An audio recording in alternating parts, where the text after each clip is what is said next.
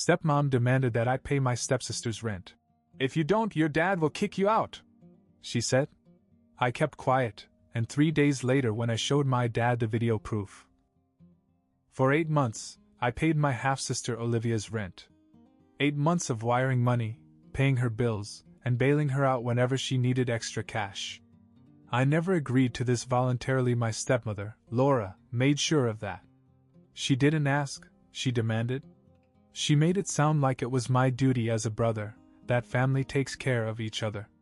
But what she really meant was that I should take care of Olivia while she and my dad did nothing. At first, I went along with it. I thought I was doing something good, something that would make me a better son, a better brother. I thought Olivia would at least appreciate it. She didn't. I found out by accident. I had gone over to Olivia's apartment one day, something I rarely did. She wasn't expecting me, so she left her phone on speaker while she talked to a friend. I didn't even pay attention at first until I heard my name. Her friend must have been asking about the rent, because Olivia laughed and said, "Oh, Edwin's still paying for everything. Can you believe that? He's such a loser." The friend giggled, and Olivia continued, "I don't even have to ask. My mom just tells him, and he sends the money. It's actually hilarious." I just stood there, my stomach churning. I had spent months helping her, giving up my own savings, thinking I was making a difference. And the whole time, she and her mother were laughing at me behind my back. I didn't say anything. I just walked out and went home. And after that day, I stopped paying. I didn't warn her. I didn't explain. I just stopped. It didn't take long for Laura to find out. 3 days after Olivia's rent was due, she showed up at my apartment angry. She didn't even bother to knock, she just walked in like she owned the place. Olivia was right behind her, arms crossed, looking very interested in how this was going to play out. Laura got right to the point. "Why didn't you send the money?" I leaned back on the couch. "Didn't feel like it." Her eyes narrowed.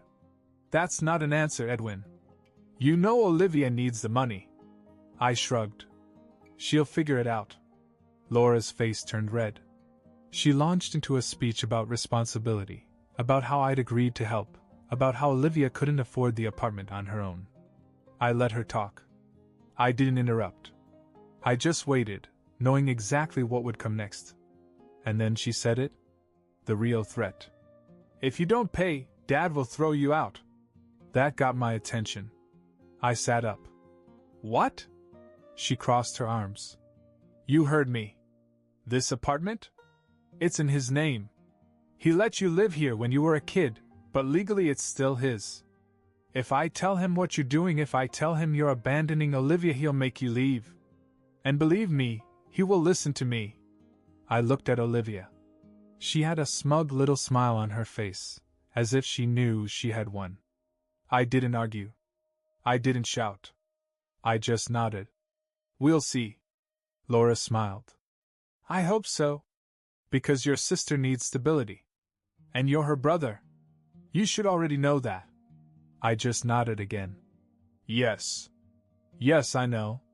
They left, satisfied that they had put me in my place. What they didn't know was that I had something else planned. 3 days later, I asked my father to meet me at a neutral place. I had something to show him. And when he saw it, everything would change. 3 days after Laura's little threat, I met my father in a coffee shop. I chose the place carefully, not too close to home, not too fancy, just a quiet place where no one would recognize us. I wanted him to feel comfortable, but more importantly, I wanted him to listen. He showed up looking impatient, as if he had more important things to do. Typical. He never had much time for me, unless Laura made him. "What's this about?" he asked, putting down his coffee. "Laura said you were causing problems." I almost laughed. Of course, she had gotten to him first. I didn't waste any time. I pulled out my phone, tapped the screen, and slid it across the table. "Just watch." He frowned, but picked it up. His expression was bored at first until he saw what I had filmed. The video began with Laura sitting in a parked car. Not our family car. Not even a rental. She was in the passenger seat of a man's sedan, and the man sitting next to her wasn't my father. He was Indian, mid-40s, and the way she looked at him wasn't the way you look at a friend. Then came the part that mattered. She reached over, took his hand and kissed him. Right on the lips. My dad didn't blink. His face didn't change. But I saw his grip on the phone tighten. I let him watch the whole thing. When it was over, I finally spoke. I caught them by accident. I was out last week and I saw her get into the car. I thought it was weird, so I recorded a little, just in case. Then I followed them. He didn't say anything, so I continued. They went into a restaurant. I was sitting a couple of tables away. I didn't even try to catch them, but she didn't exactly hide it. I pulled out another video, this one from the restaurant. Laura and the guy were sitting close together, whispering and laughing. At one point he leaned over and kissed her on the cheek. I played that too. My dad hung up the phone. He stared at her for a long time. Then he rubbed his face, exhaled, and finally looked at me. Are you sure about this? Dad, you just saw it. His jaw tightened. He picked up the phone again, played the first video, then the second. I could see the war in his mind. He wanted to deny it. He wanted to believe that there was some logical explanation. But there wasn't. Finally he asked, Who is he? I don't know his name, I admitted. But I know where he works. I looked him up. I slid over a napkin on which I had written the address of the guy's office. Some financial firm downtown. Dad sat back, gripping his coffee cup so tightly I thought it might break. And then, to my surprise, he laughed. A dry, humorless chuckle. And here she was telling me you were the problem. Bingo. I leaned forward. Yes. She said if I didn't keep paying for Olivia's apartment, she'd make you kick me out. His eyes snapped back to mine. She said what? She said the apartment is in your name. And if I don't keep paying Olivia's rent, she'll make you kick me out. He shook his head, muttering something to himself. Then he took out his phone, scrolled for a second, and put it to his ear. Laura answered on the second ring. I could hear her voice over the speaker. Hey, honey. What's up? His voice was ice cold. Where are you right now? She hesitated. At home. Why? Are you? Another pause. Yes. He looked at me. I had my answer ready. I pulled up a live street cam on my phone. It showed an intersection downtown. And right there, in the crosswalk, was Laura. With him. I flipped the screen over to my dad just as Laura laughed at something the guy said and put her arm through his. Dad's face went blank. He took the phone off speaker and said, I'll be home soon. Then he hung up. He stood up, looking calmer than I expected. But I knew that look. It was the look of a man about to drop a bomb. What are you going to do? I asked. He didn't answer right away. Then he smiled just a little. Oh, she wants to play games? Fine. Let's play. And with that, he walked out. I had no idea what would happen next. But I knew one thing for sure. Laura had just made a big mistake. I sat in the cafe for a few minutes after my father left, just letting everything sink in. Laura had no idea what was about to happen. She had spent years manipulating my dad, making him believe she was the perfect wife while secretly controlling everything, especially when it came to me. She always made sure my dad saw me as the problem, the ungrateful son, while she and Olivia played the victims.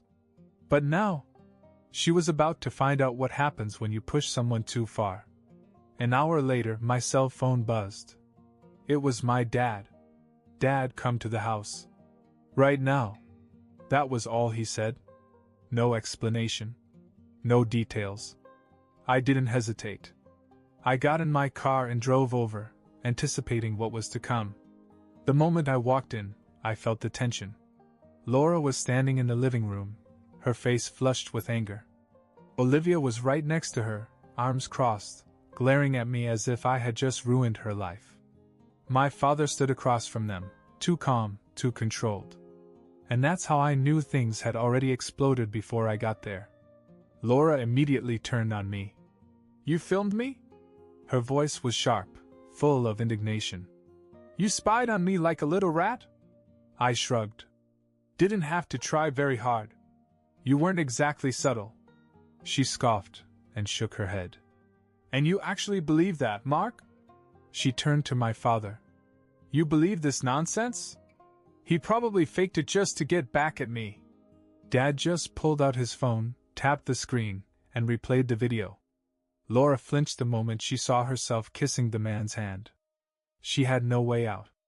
But then, instead of denying it, she did something I didn't expect. She laughed. A slow, humorless chuckle. Then she crossed her arms. Fine. Yes, I've been seeing someone.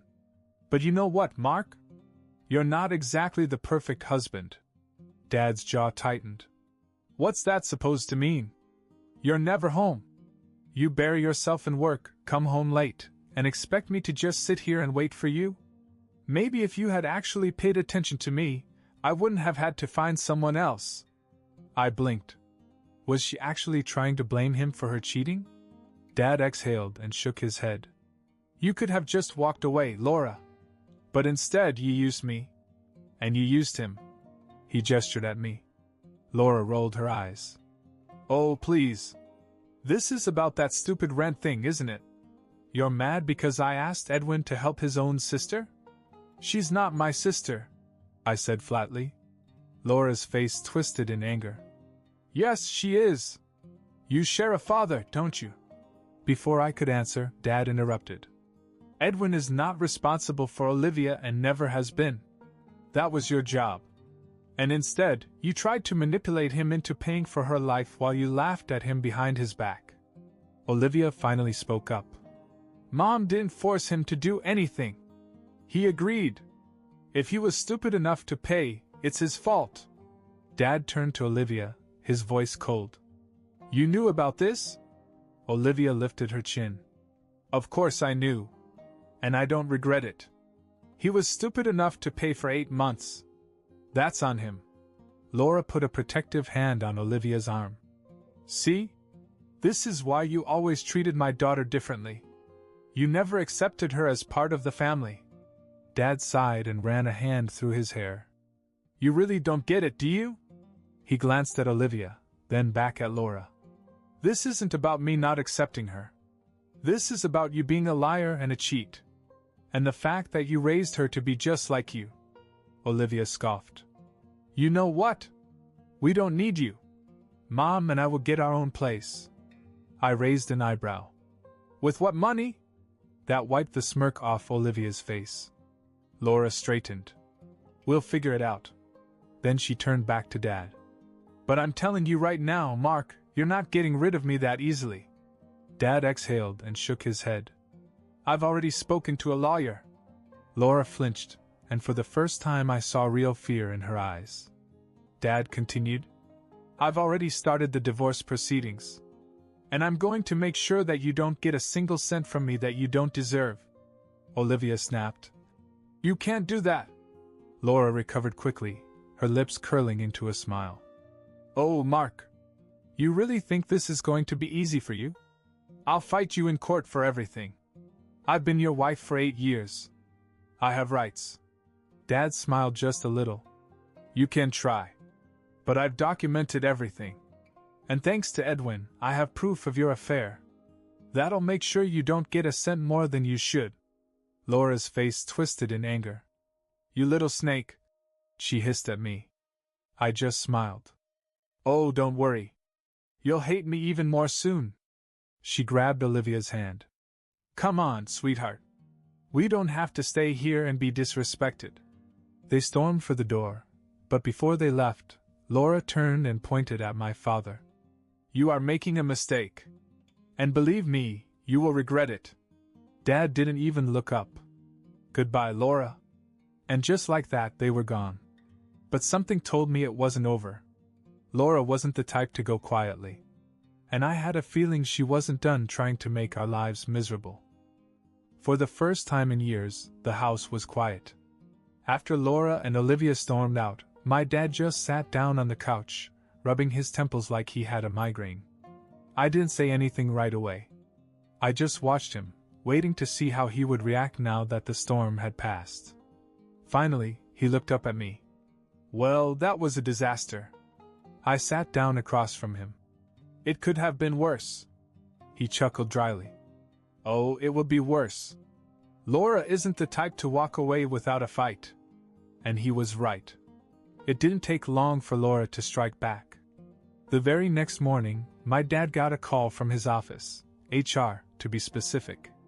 Someone had filed an anonymous complaint against him, accusing him of workplace misconduct. It was complete nonsense, of course. My dad was the most by-the-book person I knew.